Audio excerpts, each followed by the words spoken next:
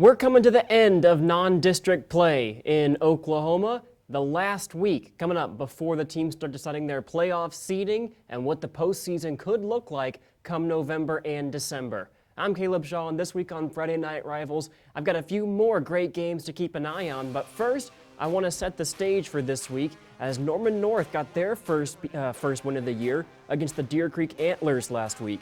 Check out this long touchdown from Byron Mason, who made the game his own. The running back took this one all the way for a long touchdown. The Timberwolves would never look back. Edmond Memorial takes this edition of Edlam over Edmond North. Here's a long touchdown pass to Cam Quarles. He took this one the distance. It was 13-10 at the half. Memorial made this one much bigger than that by the end. Newcastle beat Blanchard. The Racers scored on offense, defense, and special teams this week. They took down this one in a big upset over Blanchard, who had their eyes set on a deep playoff run this year, playing up a class near the Metro. Hollis ended the longest win streak in Oklahoma over Tipton. They hadn't lost a game since 2021. Hollis is a small town out in Harmon County and the home of Darrell Royal, for whom the Texas Longhorns Stadium is named for. Stillwater playing at Carl Albert this week. That one's on the top of a lot of people's lists. The Pioneers head in as one of the favorites in Class 6A2. The Titans, of course, the favorites in Class 5A this year. Carl Albert now has the longest win streak in Oklahoma after Tipton lost. They've won 41 straight and expect another straight state championship. Stillwater trying to get back to the top of Class 6A2 this year after Choctaw won the title last season.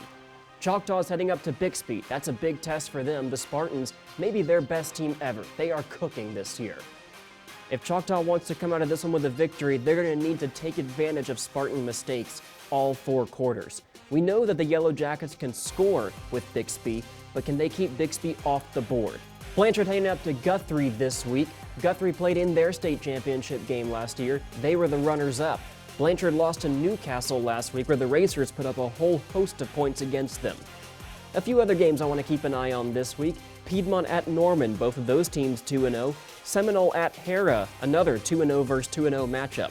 Elgin, last year's defending titles in 4A, traveling up to Newcastle, who just had that big win. Davis and Plainview, Woodland and Pawhuska, Bridge Creek and Kingfisher. Another good triplet of games to keep your eye on this week across some of the smaller divisions. Midwest City and Dell City, a couple of backyard neighbors playing each other. Shawnee and Duncan, 1-1 versus 2-1. And then another matchup of undefeateds, U.S. Grant at Southeast. U.S. Grant, a new player in the 6A2 scene this year. We'll see if they have what it takes to take on the likes of Stillwater, Choctaw, and the other juggernauts at the top of that division. That's what's on tap for week 3 this week.